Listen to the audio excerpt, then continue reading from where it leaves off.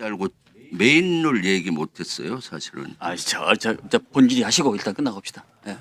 예. 아니, 예. 자, 필요하면 자 될 테니까. 예. 네, 의사진행 그럼 여기 본질이 같이 하겠습니다.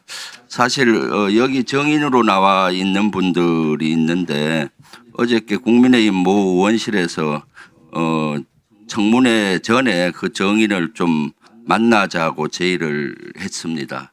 그런데 보니까 그 한겨레 신문에 났던 그 사람이 주장했던 거나 수사 기록에 대해서 꼬치꼬치 물으면서 하려고 시도를 했거든요, 실제. 그래서 오늘 청문회장에 나오기 전에 한 30분 전에 와서 보자라고 제의를 했는데 본인은 거절을 하고 되게 압박감을 느꼈다는데 사실 왜 정인을 하루 전에 이렇게 만나려고 합니까? 그리고 예를 들어서 형사법원에서도 재판관이 재판을 하루 앞두고 검사 측이든 피고인 측이든 만나려고 시도하는 거 아니겠습니까? 누가 증인을 만나려고 그래요? 여기 국민의힘의 임종덕 의원실에서 그걸 어제 시도했고 그래요? 예. 제가 제보를 받았습니다. 이런 것들이 사실 해유죠. 그리고 또 압박하려고 그러고 사정 공작으로 저는 해유라기보다 공작으로 보여요. 합참 개헌 과장님 나와주세요.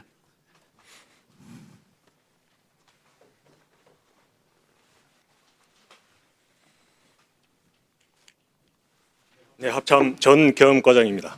네. 그 어저께 이러한 것들 연락을 받으셨죠? 방금 말씀하신 거 맞나요? 네네. 네, 연락 받았습니다. 그래서 어떻게 답변했습니까? 일단 그렇게 하는 건 할 수 없고 정상적 절차대로 그렇게 하기를 원한다 뭐 했고 30분 전에 와서 미리 보자고 했는데 오늘 30분 전에 미리 오지 않았습니다. 네. 그리고 합참에서 본인이 여기 한겨레 신문에 났던 내용에 대해서 그러니까 꼬치꼬치 묻고 그랬죠. 네, 법적 근거가 뭔지 자기 주장을 하면서요. 그래서 합참 개헌과장님은 되게 압박감을 느꼈다라고 그 제보자는 말씀하시던데 압박감 느꼈습니다. 그렇죠. 해유나 공작처럼 느껴지지 않았습니까? 압박감 느끼고. 일단은 뭐 그거보다는 압박감을 느낄 건 사실입니다. 네.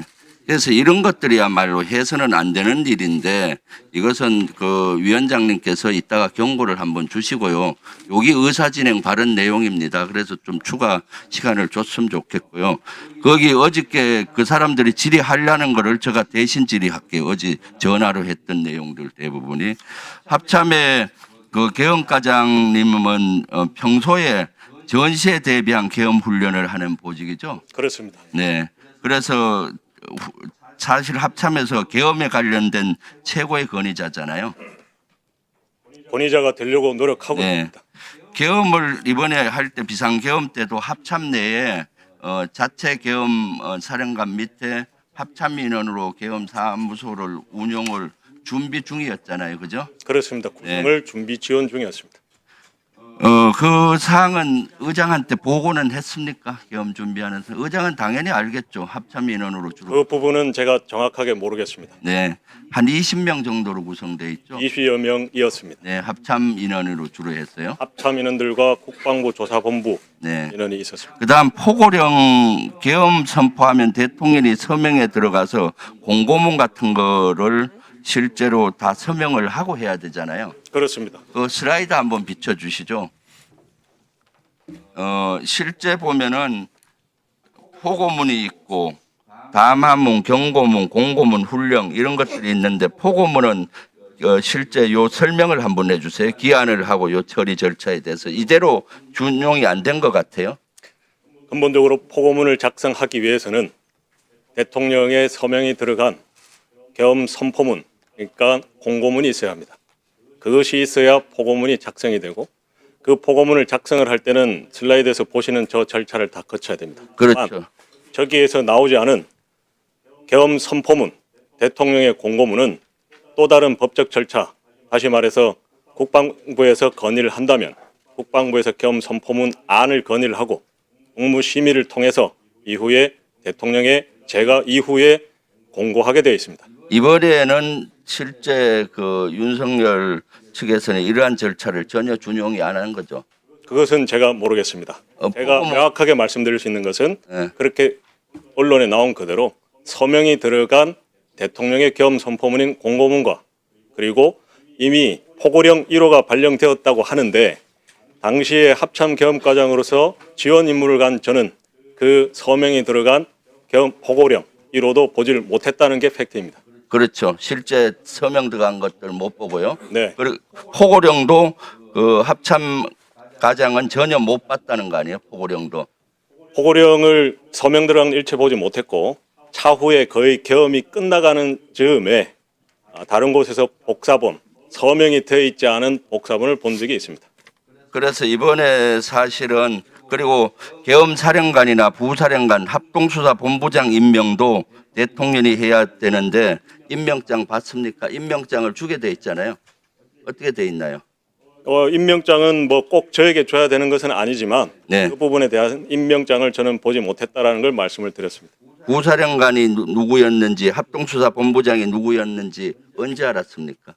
그것은 다 상황이 종료되고 알았고 다만 계엄사 부사령관 정진팔 장군이라는 것은 작전회의실에 도착했을 때 그때 이후에 알게 되었습니다. 그러니까 이번에 사실은 비상계엄 당시에 합참에서 헌법과 계엄법과 그걸 구체하는 업무 편람에 이런 절차가 나와 있는데 절차를 전혀 준용이 안 돼 있다. 이 포고문과 포고령과 관련되는 거는 그렇게 봐도 무관할 것 같아요.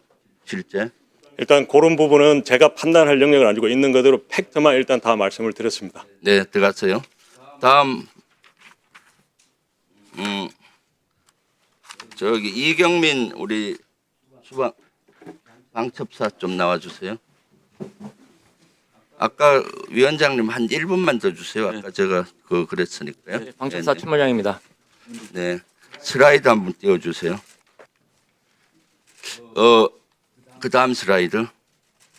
저 문서는 언론 보도에 의하면은 방첩사령관이 12월 4일 날 비상계엄이 해제된 다음에 실패돼서 흔적을 지우기 위해서 지금 이경민 그 당시 참모장한테 지시를 해서 작성한 문서로 나와 있는데 저 문서 작성했습니까? 예, 제가 지시 받고 자필로 작성해서 사령관한테 보고한 바 있습니다. 어떻게 사령관?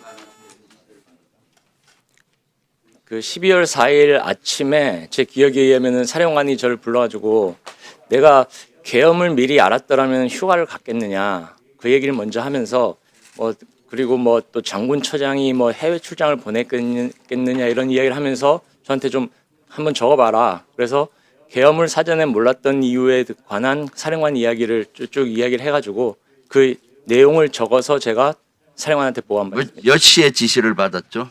시간은 정확하게 기억이 안 나고 대략 오전 아침 정도인 것 같습니다. 12월 4일 아침에만 실패를 하고 거의 예, 그 이후입니다. 예. 그다음 저걸 작성을 해서 보고 시점은 언젠가요? 오후 정도 되는 것 같습니다. 오후에 했고 그럼 저것을 출력을 여러 분 해서 나중에 다른 사무실에서 출력본이 압수수색 과정에 나왔잖아요. 그 전 과정을 예. 제가 시간이 없으니까 예. 좀 설명을 조금 구체적으로 해주세요. 예, 그래서 제가 그 지시를 받고 제가 그 수첩에 그냥 대강 메모한 것을 가지고 제 사무실을 와서 그 A4 용지에 다시 자필로 적었습니다. 자필로 적어서 오후에 사령관한테 보고를 하니까 사령관이 조금 수정을 하더니 이것을 타이핑을 해와라.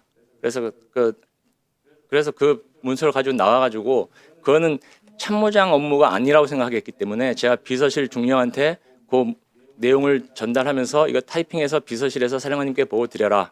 그렇게 하고 내려왔습니다. 제가 판단하기에는 흔적 지우기는 아닌 것 같습니다. 그 당일날 행적에 대해서 그냥 쭉 정리하는 차원이라고 생각을 했습니다.